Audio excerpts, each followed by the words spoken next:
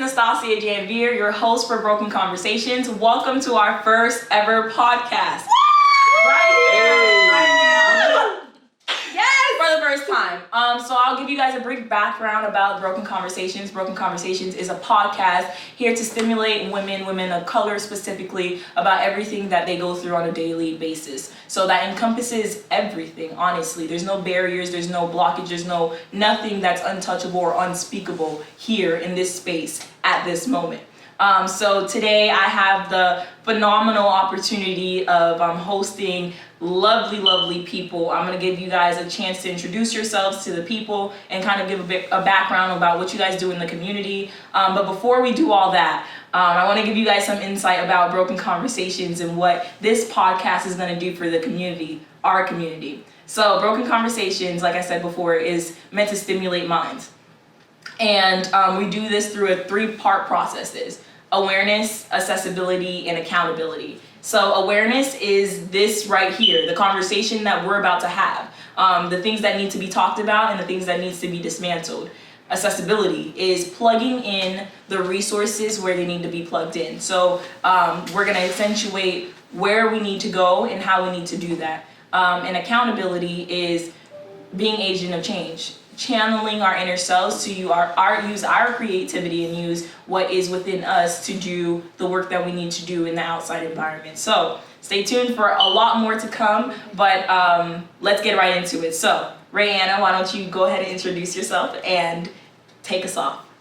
Hey guys, my name is Raeanna Murray. I'm a student at Florida State University studying retail entrepreneurship, and I just want to encourage women to embrace their self and that love their natural self, and just practice self-care. I also want you guys to subscribe to my YouTube channel at ThatsSoRae with an E. Hey guys, my name is Joshua Jinat and I go by JJ. I'm a sophomore at Florida State University. I'm studying international affairs and communication. I am a professional public speaker, and as a feminist and a motivational speaker, I want young kids to understand that no matter where they came from, what they wear, they can be whoever they want to be. They should not put limit into what they're doing, because there is no limit in their dreams. Hi you guys, oh my goodness, it's such an honor to be here.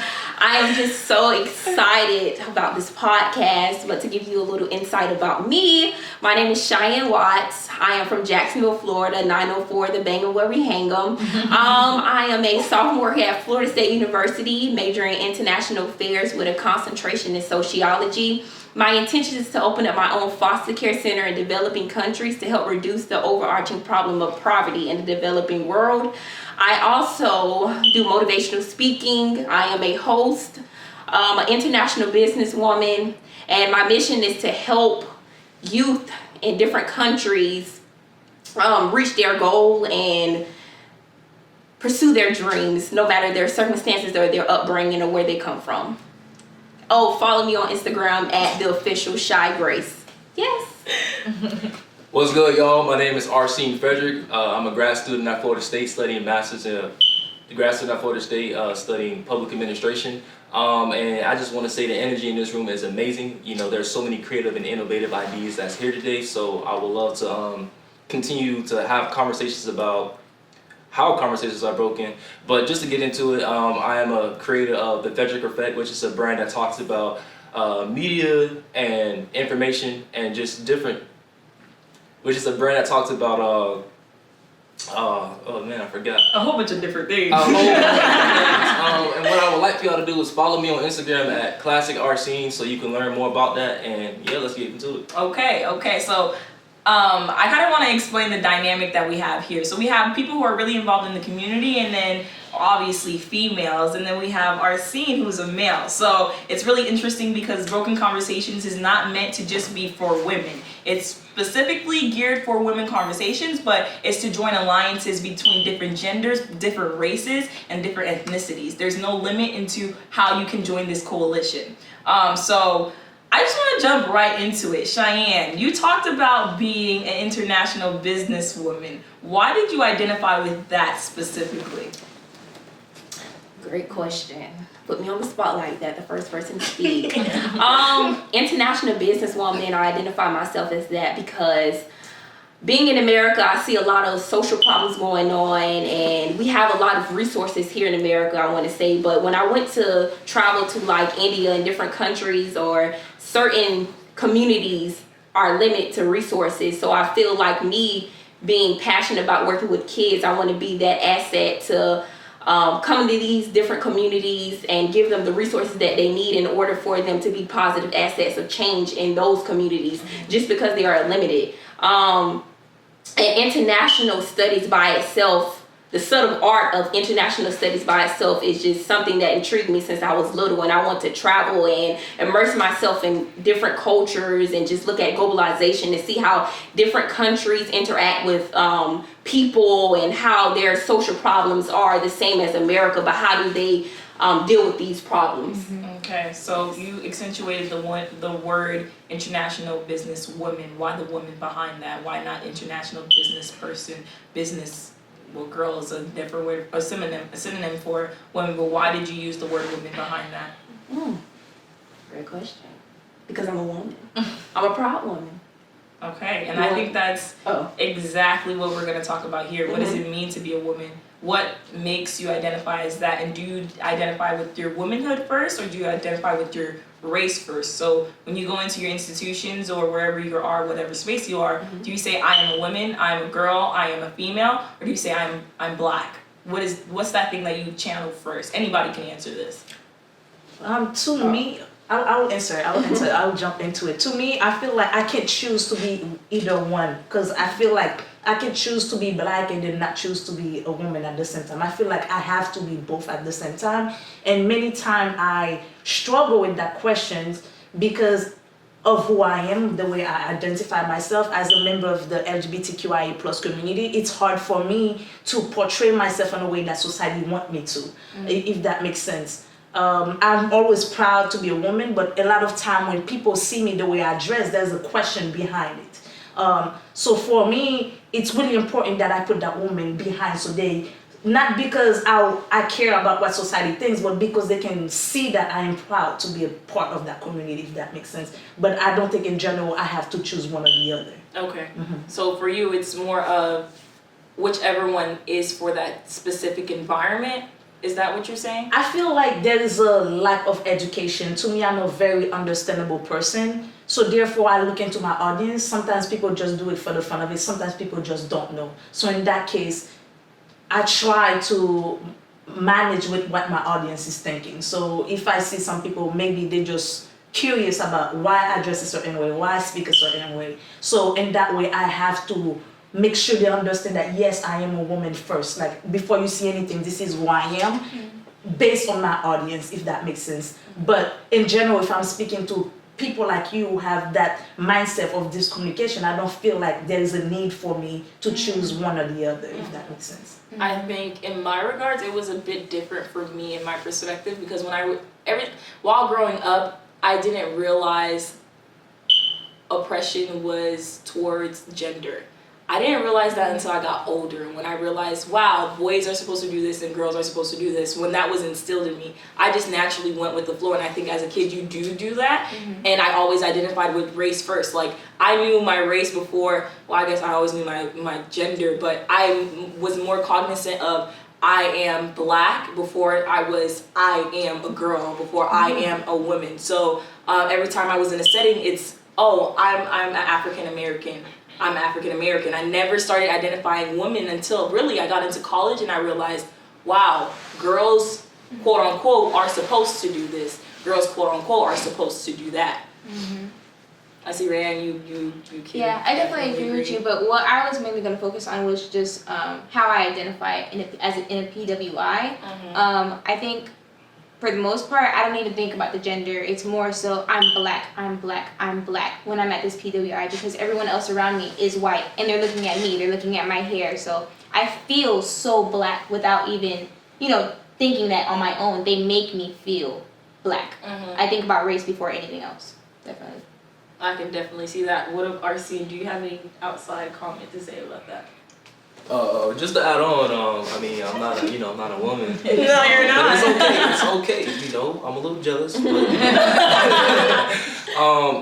I mean, for me, you know, I think it's just all encompassing. You know, my dad is Haitian, my mom is African American.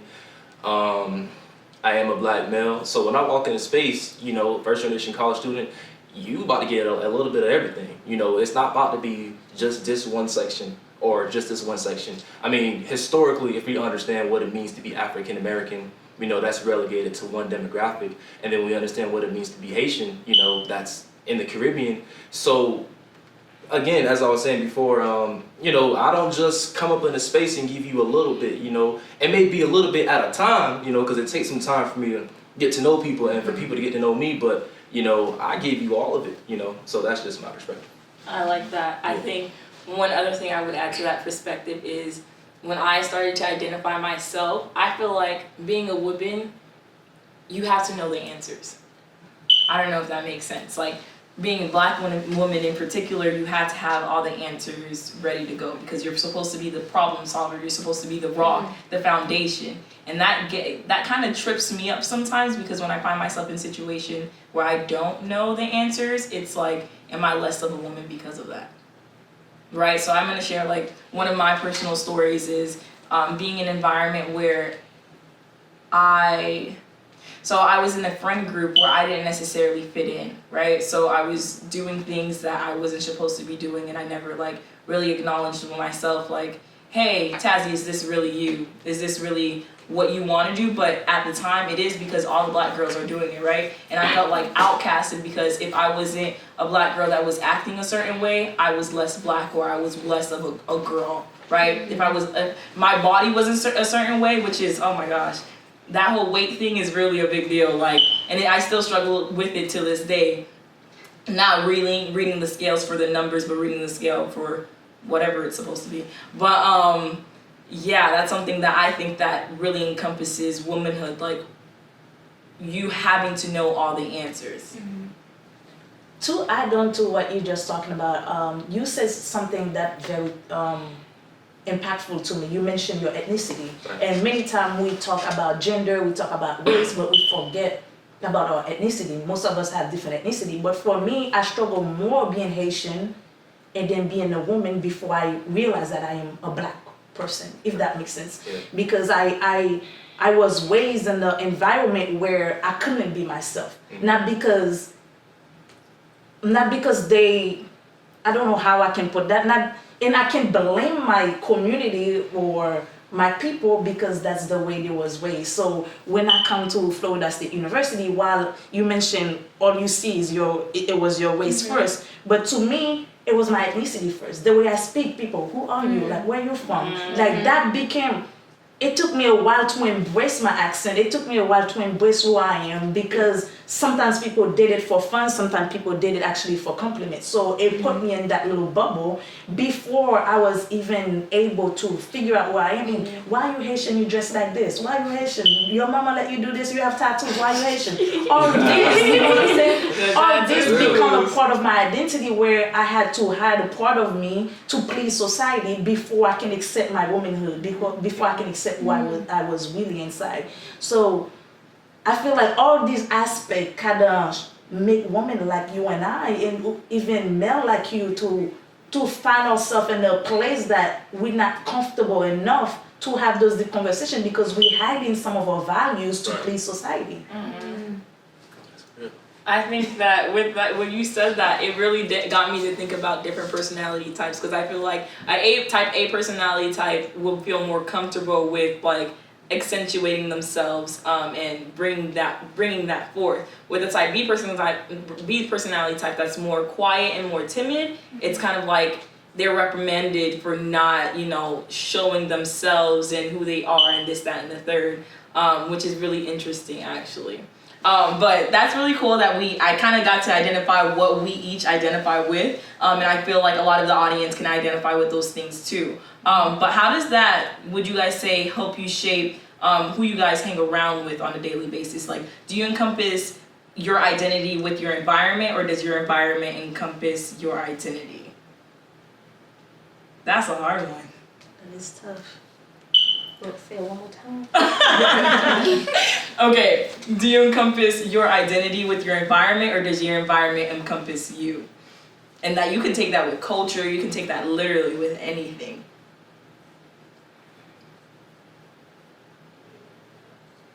I would jump into it. I would just jump into it because this gets me so excited, guys.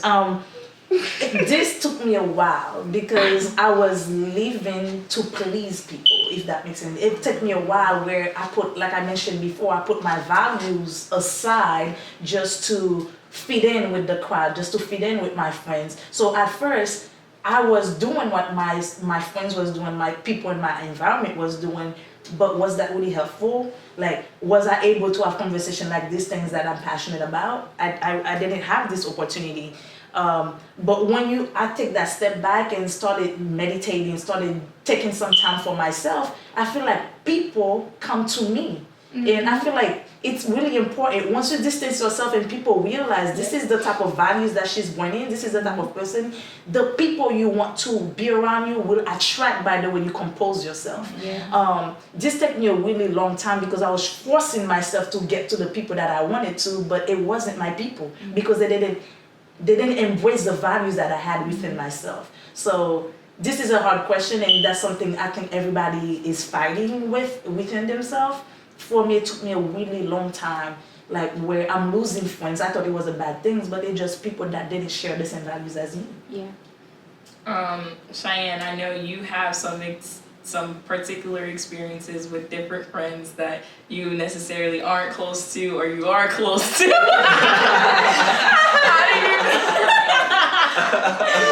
How do you think your identity kind of played a role with that, or did it not at all? Was it you finding out who you were or finding out who your friends were? What was it with that? That's a great question.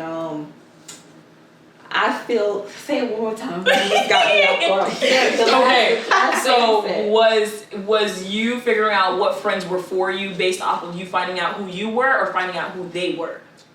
I think both, if you understand what I'm saying. As I began to grow and began to mature and get in my like career, like see what I really wanted to do, and I began to like change as an individual, like in a positive way, not a bad way. I began to see that people in my life who were there, they were temporary. They weren't meant for me they wasn't meant to stay permanently. They were just temporarily, and it began to show me and open my eyes to see different things and see that many people who are with you right now may be just there for like a season and a reason. Everybody, you may say this is your friend, this is that friend, but you're not supposed to trust everybody. Jealousy come along with that. A lot of people, you may not see that they envy you at the moment, but they really do. Like it's just hidden agendas or motives that you're not seeing. You're blind to it, but soon as you start beginning to elevate, you will start seeing their true colors. So I feel like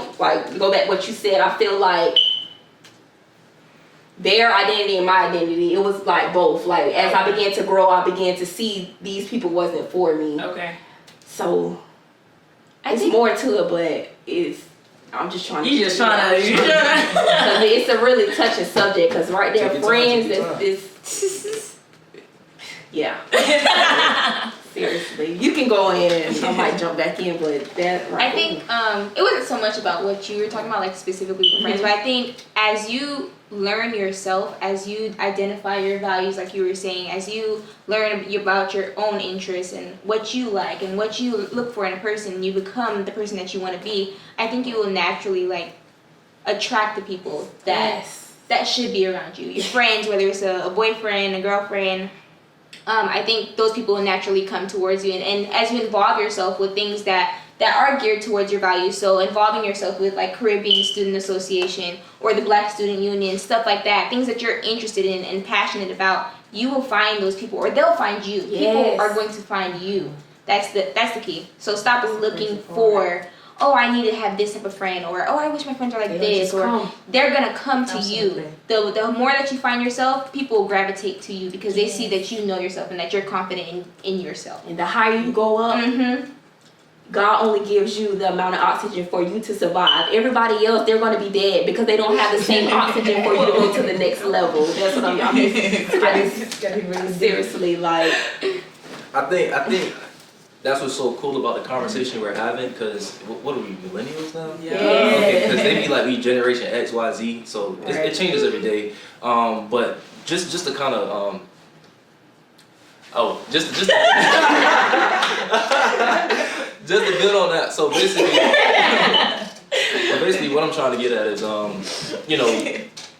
just growing up, one of the things that I understand, like, back in undergrad, I used to change my major like a billion times. So I was like a psychology major.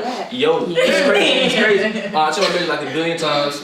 I used to be a psychology major, and one of the things we were talking about was the nature versus nurture debate. So you are who you are because of your surroundings, and this is the person who you become once you get older, once you grow up. So, as time was going on, going back to that millennial piece, we're saying that, well, how about we redefine that? How about we take charge of who we are? How about we become who we aspire to be in society, but still show you that we're capable of doing everything we put our minds to? And I think we're seeing that with a lot of different political people who are running across the country. We're seeing that with a lot of different people who are becoming podcast-oriented people. People who are spreading ideas and information, and I think that's why it's so important to have more conversations and more dialogue about this, because there's this idea about being a traditional or traditionalist, to where these people are in the positions, right? And if we're coming in saying that we want to redefine, they're going to say no. So it's important that we have that dialogue and we build connections and we network, so we can open up opportunities for individuals who want to do things like this and have these type of conversations. So let's keep going. I think that I like that you touched upon nature versus nurture, because I feel like that really embeds a lot in a person, especially with the household that you grow up in. So personally, I didn't grow up with a mother figure in my life. It was different women playing that role, but it was never really consistent. So I feel like that impeded on my growth process in identifying who I was, who's Nastassia, who is this Haitian American, like it impeded on that process. So with that being said, I feel as though, warranted, you can dismantle the environments that you grow up in. That's not an excuse for you to settle for where you're at, but I think that honestly it does play an effect and a role in a person's life, where they kind of use that as the excuse for them to be the way they are. Does that make sense? Like, and it's hard saying be different, do you, but it's like, how do I even start doing that if this is the environment that I'm in? Right. So how do we even get out of those comfort zones where we're able to channel who we are? Like, how do you find out who you are if you're surrounded by things that you don't like? Like, one thing I'm gonna say about this, you really mentioned that you did not have some figures in your life that was consistent. I feel like that's the type of conversation that we need to have, and that's gonna be your action plan now. You realize what didn't work for you and how it took you so long to figure out who you were as a person, as a human being. And I feel like it's our job now to say, what type of mentorship program that I can do to make sure I am accountable for these people, to make sure that if I have, and I feel like the problem of this generation is that we're competing with each other. Oh my God. Like, if I know something, I'm just gonna hold it to myself, and I'm not gonna let you know about it. Once I get up there, you will see me and I will help you. So once you live your life like this, you're gonna leave little kids, like little children, and they're going to have the same domino effect, because they don't have somebody that's gonna help them throughout the process. You know what I'm saying? So, like, sometimes I'm getting very excited about this.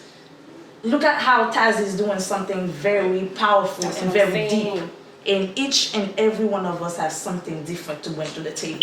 Imagine how powerful this can be, to bring that to a high school, to bring that to a middle school, to show young kids, you know what, you can do this. There go how I started. There go how you can do it when you're in high school. There go how you can finish it while you're in college. There go my process. Step by step, imagine the difference we can make to make that happen. Instead of competing, why not create that path, just embellish it for the next generation to come, to make it easy on us. So with that being said, is it our job to make sure we go back and change the things that we didn't like? Is it our job, or am I living my life to make sure that I'm okay and I'm happy? Is it like, if I'm a person warranted, like, that's your passion, but everybody's not like that? What if I just want to make sure that I get to a place where I'm comfortable? Is it my job to go back and tell the person who's uncomfortable and that was in my shoes, this is how you should do it? I feel like it is our job to go back, but it's not my job to force somebody to get the information that I'm giving you. If I give it to you, you don't receive it, then that's not my problem. We did our job. But if I get the opportunity and I create that space for you, I give it to you, it's in your hand. I had a lot of mentors, and I had a lot of friends my age who had a lot of mentors, but they did not use that opportunity the way that I use it. Therefore, I'm at a different advantage because I took the opportunity that they provided for me in a different level. Therefore, they had the same opportunity like me, but I use it. I utilize it to find my way. You know what I'm saying? Find my way, and they give me the tool. I feel like our job is to give them that tool, and whatever they decide to do with that tool is them. And excuses are tools of incompetence used to build monuments of nothingness. So you sit there and you continue to make excuses about what's going on. Everybody has a story. Everybody has a story. It's up to you to utilize that story to impact other people who's going through the same situation. If not, you're gonna be stuck in the same position you was 5,000 years ago. So somebody gotta get up and make the move. If you're not gonna make the move, somebody gonna move on you. It's that simple. Period. Baby, look at Oprah, look at Tyler Perry, look at Tiffany Haddish, look at Kevin Hart. All these people went through a situation in their life, but they did not use that to sit and cry and drown in. They used that to motivate them to inspire other people in life. I feel it. I feel it. I would add on something. So when we say it's our job, I don't think it's not only our job, our responsibility. Yeah. Because you got to think about what's at stake. So earlier I was saying, I want to go into the more administrative side of like university and stuff like that. So when we think about like PWIs, one of the things that's kind of like a trend in PWIs right now is they're hiring more professors and faculties of color because they have diversity quotas that they have to meet, or because they have, to have a certain amount of minority students. And this is, so a lot of times we have conversations about this, and it's not something that can like really be proven. It's just kind of like an unspoken thing, if that makes sense. So, and the main reason is because, a lot of minority students come into these spaces and they're going to advisors, they're going to professors for graduate research and for PhD research, and they don't feel comfortable. You know what I'm saying? Because a lot of times, I know what my thesis is going to be about. It's going to be about police brutality. Hey, we're going to talk about it. And that's just it. And they just don't feel comfortable having these conversations with predominantly white faculty and staff. So they're understanding from a university level, what's at stake is we have to meet a diversity quota or this is going to happen. So when we talk about our job or our responsibility, I think, it may differ from person to person because a lot of people look at it like, okay, I don't really have anything at stake to lose here, if that makes sense. So I went to the first all-black high school in Fort Lauderdale in Broward County. So when I think about how I've ascended and like where I come from and like my family going there, I look at it like, okay, there's a lot at stake. For me being involved in SGA, being involved in the marching band, being involved in the step team. There's so many people who follow me on social media and so many different things to where I'm like, bro, I gotta go back. Like they gotta see my face. They got to. You know what I'm saying? Like, crazy part about it is I've been ready to get into it, but this dude followed me on Instagram last night. So I was just like, I gotta come back, bro. Like, that's just so important. Like, because it just is. That's just it. So if you don't, are you a bad person? It depends. It depends. When you think about, where you came from, do you feel like you have anything at stake, like something to lose, or you're not? Do you personally feel like you're not paying it forward by not coming back? Because a lot of times we look at like entertainers and athletes and all of them and say, well, why are you not speaking up? Why are you not doing this? Which, I believe that they should, right? But a lot of times they look at, okay, what's at stake? If I speak up, if I join in this dialogue or this conversation, what am I gaining or what am I losing, if that makes sense? Yeah. So I think to put it in the perspective of young women who are growing up in communities where they need this exact thing that we're talking about, do you think that they're placed at a disadvantage because of the fact that they don't have it at their foot? Does that make sense?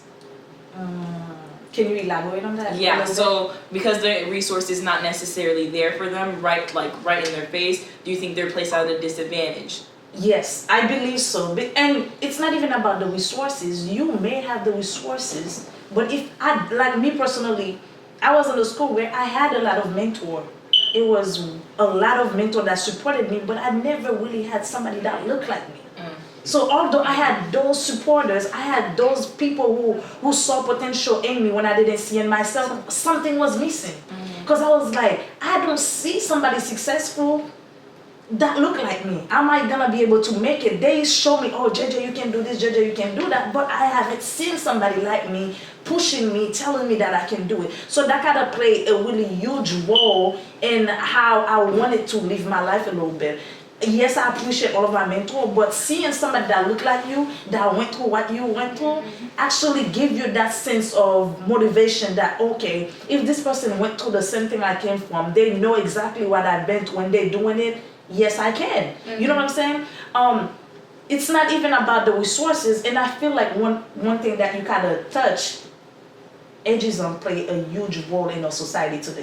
Many of us think we are too young. People are not gonna listen to me. Therefore, I'm just gonna say shut up. I'm not gonna say anything. I'm gonna stay quiet because nobody's gonna listen to me. I'm too young. So therefore, we don't look for opportunity. A lot of us wait for opportunity to come to us because we think we're too young. Yeah. But this is that generation where we said, you know what, I'm young, but I'm gonna show my face to those commission meetings. I'm gonna show my face at the Capitol. They're going to see my face. I'm gonna talk. I'm gonna speak, and they're gonna hear me. And once they hear you, I'm seeing a lot even of politicians. They are now waiting to listen to people like us because they see how innovative that we are, how powerful our message can be. And that's one thing, my purpose and my goal is for Tazi, whatever I can do to push you to that level, to bring it to high schoolers, to bring it to middle schoolers, to show them, you know what, you're not too young to start the idea, that clothing line you wanted to do. You're not too young. You reached out to somebody. You're not too young, because it comes to mind that many of us report in our life, and it's the definition of success. It's how we determine what success means to us. A lot of us, when we think of success, we think about the moolah.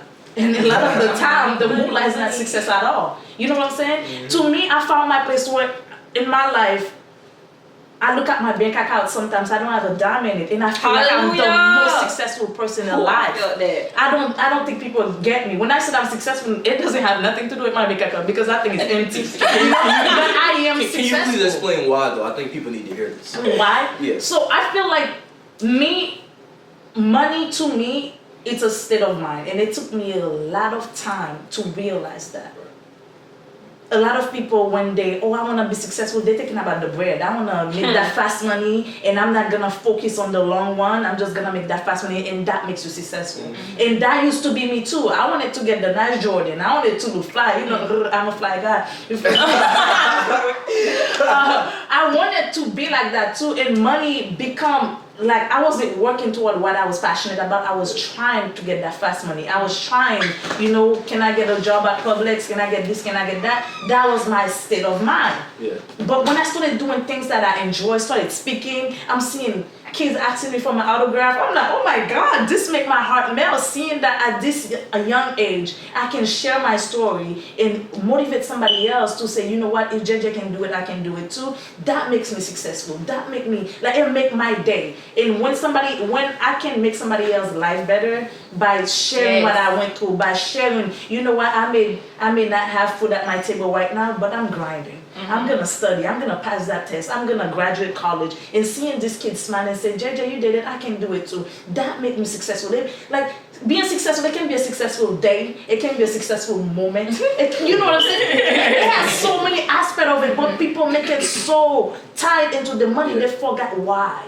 Why they was in that position in the first place. And Cheyenne, you mentioned something about everybody got a story. You know what I'm saying? And it took me a while. I used to be a victim of my story. I'm gonna be honest with you guys. I used to play that victim card. I'm this poor girl from Haiti. I can do it. My accent is too strong. People not gonna understand me. I used to play that victim card where I was waiting for opportunity. I was blaming where I came from. I was blaming my community. I was blaming people for the things that I wasn't brave enough, I wasn't confident enough to get out of. You know, that's where you mentioned something too. You talk about the comfort zone. that's when I had to get out of my comfort zone. My leadership people, you know, I had to get out of my comfort zone and go to the learning zone and figure out who I was and stop being a victim of my story and say, you know what, I may have went through that one, but how can I make my story become the path to my future? And I feel like that's where this generation needs to really focus, not only what happened and how did it happen and how I can make it happen for the next generation. So that's the question that I believe that we need to focus on and when it pay it forward. That's my passion. Pay it forward and have deep conversation. I like to feel uncomfortable. If you're talking, I'm not feeling uncomfortable, you're not talking enough. That's the type of person that I am. That's it. And I really like the fact that you touched upon what our idea of success is, because I feel like that really hones in on the type of person that we encompass to be. And I think that a lot of times that has to do with your prospective career field, what you say you want to do. So you can obviously say, because we're fortunate enough to be in a college environment, we know when we say certain career fields, everybody's like, oh wow, this, yes, doctor, yes, lawyer, yes. But when you say I want to be an actor, are you sure? And that usually plays a huge role in how somebody identifies themselves with. So I want to know a little more insight on you guys, how you guys paved your way to find out what you guys want to do with your life. If you don't know, speak a little bit about that, because that really has a lot to do with who we are, why you want to do the work that you want to do. I'll let you take it off. So growing up, okay, my mom is Jamaican, and I feel like anybody from the Caribbean, they believe that if you're not a lawyer or a doctor or Hey, that's how it be though. a lawyer or a doctor, that was my two options. That's always what my mom wanted. Anybody who went to school, oh yes, you have to be a doctor. You have to study law. You have to do something big, and you know. And I was never interested in that. When I was younger, I used to be like, oh yeah, I want to be a doctor, just because my mom always instilled that in my head that you should be a doctor or a lawyer. So when I finally got to college, I came in as a psych major. And then I decided that I didn't want to do that, and I became exploratory, and I was exploratory for so long until I did an internship in marketing.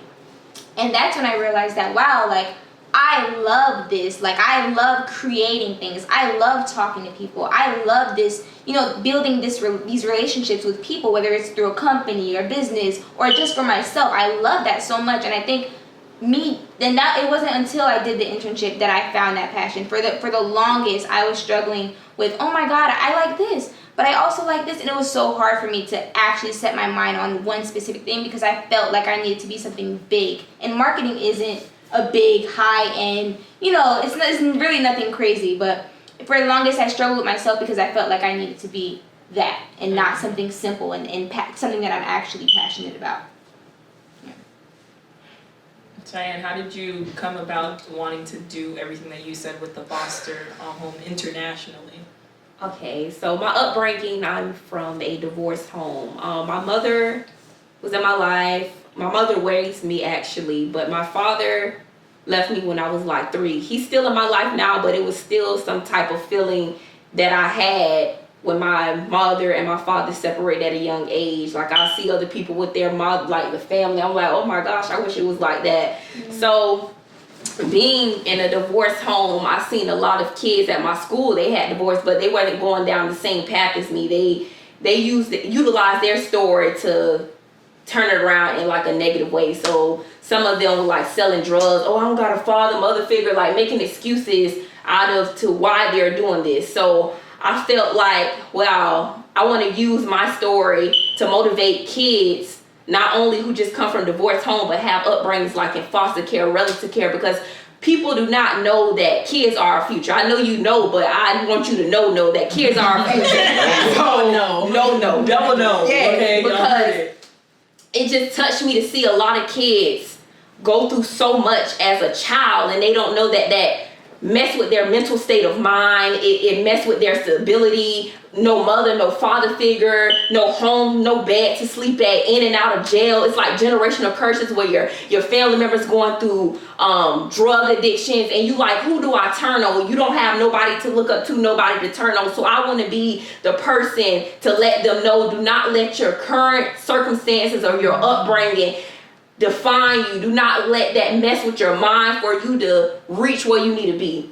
And another thing, coming from like my upbringing and being from Jacksonville, Florida. I know cities, that's a lot to talk about, but me being from Jacksonville, Florida, Duval County, I've seen a lot of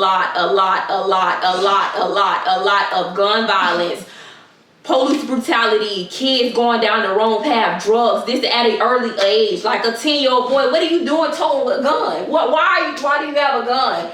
And being in that and seeing that, it just motivated me more. Like I used to want to be an actor, but then I started hosting different events. I said, oh, I like, being a host, but and my personality by itself draw a lot of people to me. So I want to use that in a positive way. Like my personality by itself, I could set a room. So that's why I found like my passion, just working with kids, helping them, because it's kids right here to the day that's struggling and need a helping hand. But I'm just here to tell them, do not be fooled by your current situation. Just trust the process. Don't rush the process. Everybody has a story. Just be patient. Just be patient. And another thing, a lot of people like, dang, she made it before me. It's no comparison between the sun. They shine when it's their time to shine. So just because you're not shining right now does not mean nothing. It does not mean nothing. Just trust the process and just keep moving. You got it. Yes. You up next. I want to touch on something that you said. It's kind of like, it's going off topic a little bit, but you said that people growing up around like drug abuse, drug addiction, stuff like that, gun violence, all that stuff. Domestic violence, all of that. I feel like growing up in that and only being surrounded by that, that's all you know. You're not thinking about college. You're not thinking about like, oh yeah, I can grow up, I can have a family, I can get married. You're not thinking about like a career. You're not thinking about all those things. All you see is my brother went to jail, or my mom's addicted to drugs. So I feel in those communities, it's so easy for young people to get stuck because they think that that's it. But you grow up, you sell drugs, you get a job at McDonald's, that's it. But you don't see the bigger picture. But living in society, the owner, bro. Like, right. But I feel like living in society, you should know from right from wrong. You know your brother keep going to jail back to back for drugs, and he about to have 10 years. He doing fraud. You should wake up and say, oh, I need to make a change. Like I understand that. I understand like.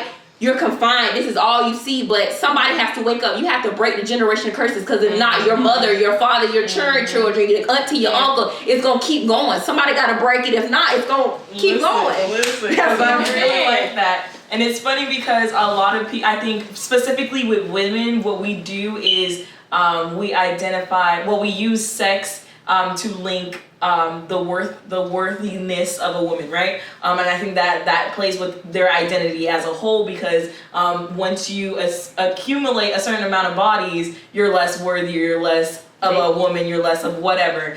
So that, with that being said, that when I was growing up, I saw that a lot in my community. This is middle school, where 6th, 7th grade, like people are already like having sex and stuff, and mind you, people are you're at your own pace. I'm not the person to judge at your pace, whatever. But as soon as you start talking about you're devalued because of the fact that sex is tied into the identity of a woman, like that's where I start to have a problem with that, because I feel like as girls we get trapped into thinking that sex automatically plays a role. How we interact with sex automatically plays a role with who we are.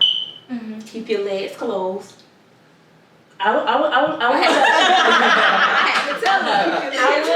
will touch that. I think that's a whole different thing, because That's a whole with it. Yes. Because I am a very sex positive person, and I don't think sex defines who somebody is, but at the same time, me personally, I feel like the way somebody composes themselves speak a lot of volume of who they are. So I feel like a lot of things that I do, my social media doesn't have to know what I'm doing. But at the same time, if one of my friends knows something, or two of my friends know something, it does not devalue who I am as a woman. It does not devalue who I am as a human being. And I feel like society kind of put that negative connotation on what sex actually is, to the point that young women feel uncomfortable having conversation about this. Yeah. You know what I'm saying? And then young kids started to do it just so, because society make it in a way that, oh, you have to look a certain way, you have to do it at a certain age. So young kids started to do things out of the ordinary because they want to match what society wants them to do. But I'm saying this is because I'm not saying a kids from middle school can go and have sex and do whatever they want to do. But I'm saying it's because the attention is drawn with the sex talk because of how society pursue it and perceive it, if that makes sense. To me, like I'm a very, like, I feel like you said, like, I'm not judging nobody. You do your thing, you do your thing, you do it when you do it, and when you don't want to do it. Safely. Safe, as long as you're safe. But I don't think that should devalue, like, somebody worth or somebody, like, who they are, their character. That shouldn't, that shouldn't devalue who they are. You keep open your legs, people gonna think you a thought. Seriously, you need to. Okay, Cheyenne, you have something else to say. Okay. I just feel like you are a woman, okay? You should, know your values, your limits, set boundaries with these men, because if not, they're gonna dog you out, they're gonna manipulate you, they're gonna try to control you, and I feel like. What if you're You see, I will have to disagree with that. What about if I'm a woman? I can play a guy too if I want to. You get what I'm saying? Different. So I feel like the way you mentioned the way you mentioned you can't like play you them. have to do a certain You thing. I don't have to thought. This man can drag you around, do whatever. Sit down. He can do whatever he want to do, but when you do it, he gonna look at you like you crazy. See, that's to me. That's when. Did y'all hear that?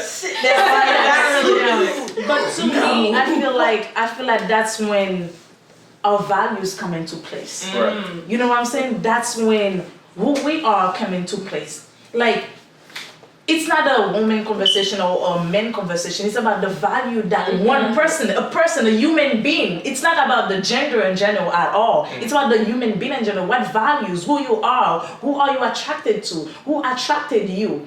That's me. When I don't know, maybe it's because, I don't know, my mindset is very different. But before I see gender, or before I see everything else, I see human beings and I see values. Right.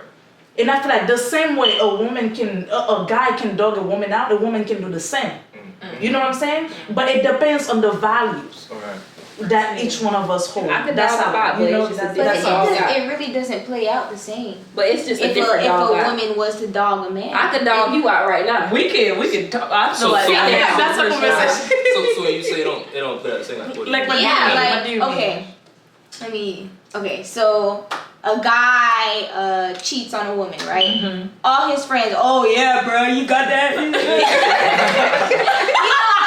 Your friends gonna clap you up because you got two. You feel me? Right. But if a woman wants to do it, oh you a thought, oh you nasty, You know, like we have that reaction from society, like, oh, you're a bad person because you gonna dog somebody, or you're nasty, or this and that. When it's a guy, everybody hypes it up like, oh yeah, you're the man.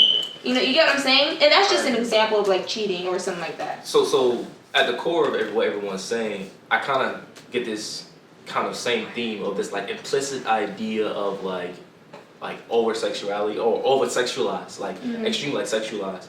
And then that makes me think back to a story of like my little sister. Like when it comes to family, like. Well, I'm down. Period. You already know about the chocolate about. We do not have chocolate. What's good? So there's a situation to where my sister was having an issue with a teacher in her class. First and foremost, my sister, like, she's not that kind of girl. How old is she? She's 14. Okay. She's 14. That's young. Which was great. I want to mention something real quick. Being an older brother, she went from 12 to 14, and it went like boom, boom. I was like, I was not ready for all that. So it's so crazy. It's so crazy sometimes. I see her, I'm like, look at you, Bree, and she's just like, oh, stop. But that's just our relationship. But the reason I gave that story just to add context. So she was having a problem with her teacher because it's not a uniform school, so a lot of students are able to wear whatever they want to wear. So these days we wear like fitted clothes, but not like extremely fitted. So she had on like this little jumpsuit. She played basketball. She's thick, as we say. She's thick. So she was in school in class, and the teacher had a problem with what she had on. So then my mom was like calling me, and like we were going back and forth. She was like, "Do you see something wrong with what she got on?" So I'm thinking to myself like, no. But what are they saying? So they're saying that students can't wear this. This is in the student code of conduct. Yeah. So I'm like, okay, cool. Student code of conduct, policy, all these things. So I think back to when I was in high school. As I said, I was involved in like student government. So a lot of times what I would see is girls on the thicker end, right? They are like getting, hey, you can't wear that. Hey, you can't do the same policy, same standards. You can't wear it, you can't wear that. But then girls on like the skinnier end, like, okay, you know, it's not necessarily like the same conversation that's being had. So I already had this like background knowledge of like where this was coming from. So that's what I was saying to my mom, okay, what are they saying? So then we finally like, okay, well, we're gonna pull up to the school. Cause I need to talk to the teacher, like, I don't know who you think you are, talking to my sister like this and just saying, oh, you need to leave the class, you need to go to the principal's office. I'm like, okay, what is going on? This is the first week of school. Yeah. So I'm like, you know what, I'm gonna come in respectful, professional, and get a clear and thorough understanding. So I get to the principal's office and she's explaining bylaws, X, Y, and Z, understandable. So then me and my mom pull out some pictures of some girls who are her friends. We got permission to take pictures of her. And they're just like in the same exact attire. It was girls of like different shapes, different sizes. And I'm just asking the principal, okay, so if this is the code or this is the policy, why isn't it enforced to all the girls or all the students of the school? You know what I'm saying? Why? And then more importantly, in this class, my sister was saying she had to teach her twice. She is consistently the one that's being pointed out. So why is it just her? You know what I'm saying? If this is the policy. So then it makes me think to a broader kind of, bring me to a broader point of there's this lady on Instagram, Super Black Girl. Tracy Young Byron. I know she went to Florida State. The dancer. Yeah. So I think about like her dancers, right? And how Miami culture, South Florida culture is very in your face. It's very just like boom, boom, pow. Like, it's that. And so in the world of dance, in order to do all these movements, cartwheels, tricks, you have to wear things that are like more fit-tighting, you know, more shorter. And I'm kind of speaking from like, I am a family striker, so I'm speaking from like a dance company experience and understanding that knowledge. So, you know, she's becoming like popular over social media and all these things, and everyone's like raving over it. You know, very creative. This is some good stuff. But these are black girls. But more importantly, what they're doing is gyrating and performing inappropriately. But in the same token, we would see like white girls and we would see like Hispanic girls from like Dance Moms. Do y'all watch Dance Moms? Are y'all familiar with Dance Moms? Or like these different shows. They're doing the same exact thing. But the same type of conversation is not being had. So across the board, there's this like implicit idea of like, as I was saying before, like over-sexualized, especially when it comes to like a black and brown body. And we have to understand where that narrative comes from. That's like a narrative that comes from like Jim Crow, that derives from slavery and just those different times. And we have to be better than that as a society, especially when it comes to black women, especially when it comes to minority women. You know, we can't say, oh, well, you can't wear this, but when it comes to this white woman, I mean, we see it across Florida State. And it's not me disrespecting the institution, it's just calling for what it is. Y'all see these, you know, Caucasian women walking across, I'm telling you, like these short pants, butt cheeks out. Butt cheeks out. Always out. Let it be a thick black girl. It is a problem. It is a real problem. So, you know, that just kind of brings me back to the original point that you made, that we just have to be more candid in the type of conversations and the dialogue that we have surrounding this type of topic. Yeah, I definitely agree with that. And that actually is a good stepping stone because it shows you how this environment intrigues you to go different places. Because it all ties in together at the end of the day. But we can honestly sit here and have a conversation for hours and hours, but unfortunately we cannot because Juvier's gonna kick me out. But of my own house. But I really want to thank you guys for sitting here and having this conversation. Thank with you. Me. Thank you. I want to thank the audience for sitting here and listening. I love you. I love you. But you guys can follow these people. They're gonna say their Instagrams, their whatever social media, so you guys can have it. Follow these people. These people are literally inspirational. These are people that I literally look up to in different aspects with what they do, and they inspire me. You all might not know this. I'm actually saying this for the first time, but you guys actually inspire me to continue being me and to do the things that I do. So thank y'all. Like seriously, from the bottom of my heart, like. Thank you guys. Thank you for being so authentic. That's what I need. No, but yes. Go ahead and at yourself. Go ahead. Hi. Oh, Shoot.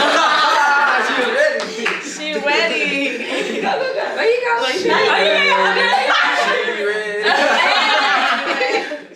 You're not gonna go. Who gonna go? Hi. Oh, Instagram at the official Shy Grace. Okay. Facebook Cheyenne Grace Watts. Ooh, okay. whoa. Can I go now? Yeah. All right. Instagram, Raeanna Banana. Raeanna Banana Banana. And subscribe to my YouTube channel, like I said before, at ThatsSoRae with an E. Ooh, hey, follow me on Instagram, JJ_Ginat, Gina JEANNOT, and Facebook JJ Ginat again, JEANNOT on Facebook. Thank you. Wait, do I gotta tell them how to spell it? No. What's going on? Alright, my Instagram is classic. My first name ARSENE, classic Arsene, and then I have another Instagram. As I said before, I have a project that I'm working on. Show them your shoes. My shoes? Oh yeah, with the I don't think it's it. Hopefully. But the other Instagram is the Frederick Effect. So it's the FREDERIQ Effect, and then my Twitter is ACFREDERIQ, and Facebook Arsene Frederick. So y'all make that happen.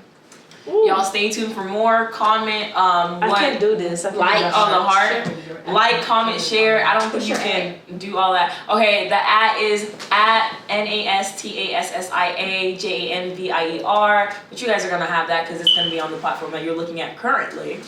But this conversation is not gonna stop. It's gonna keep going. Baby, it's ongoing. It keeps going. Horses don't Thank you guys. They keep going. Thank you. don't See y'all next time. Bye, y'all. Thanks Move for again, moved watching. on.